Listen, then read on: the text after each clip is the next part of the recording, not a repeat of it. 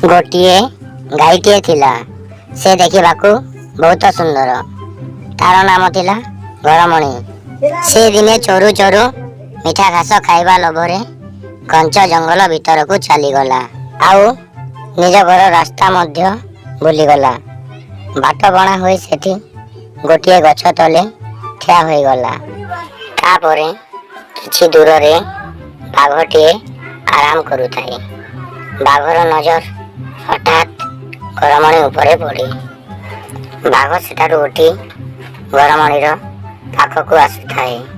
घरमणी बाघ को न देखी गछ तलरे आराम करिवा पई चाहुथाए।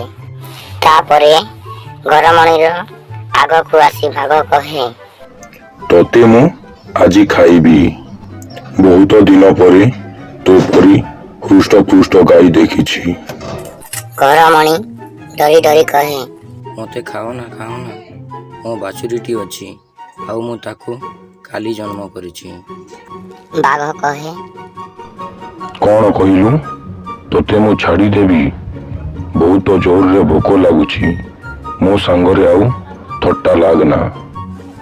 तापरे घरमणी कहे, ठीक अछि मते खाइबा पई निष्पत्ति नै सारिलणी। घरमणीर मुंडको गोटे उपाय आसिला। आउ कहिला, आपण हेले जंगलर राजा। केते जीवजंतु खाई दांत असना हो जाइथिबो। आपण जानतु प्रथमे झरणा कूलकु मुह दांत सफा करिकी आसीबी एवं मुगुनी पथर रे दांत को पजई आसी मते खाइबे। हाँ ठीक कहलु बोली सेठारु से चली गला। सेठारु बाघ चली गला परे घरमणी छु मारिला। हेले जाऊ जाऊ संध्या हो गला। तापरे गोटे गुंफा देखी गुंफा आड़कू जाउथाए। सेठा थिला सिंहर घर। सिंह देखी कहिला, किए रे तू? घरमणी भाविला एथर तो निश्चय जीवन जीव। तथापि मध्य साहस संचय करी कहिला, मु धगधग राजा। मो सिंह दुईटा गोजा गोजा। गोटे सिंगरे पथर को मारे तो आउ गोटे सिंगरे सिंह को मारे। यह शुणी सिंह प्राण विकल रे पलायन कला। आउ घरमणी सेठारे आराम कला। सकाल हेबारु से ता निज घर को फेरिला।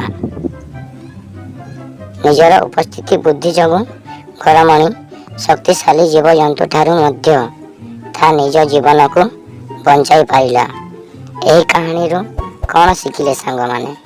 जेते बड़ विपद आसुना कहीं विपद को शांत और बुद्धि रे सामना करंतु। विपद भी आपणक किछि करि परिबो नाही।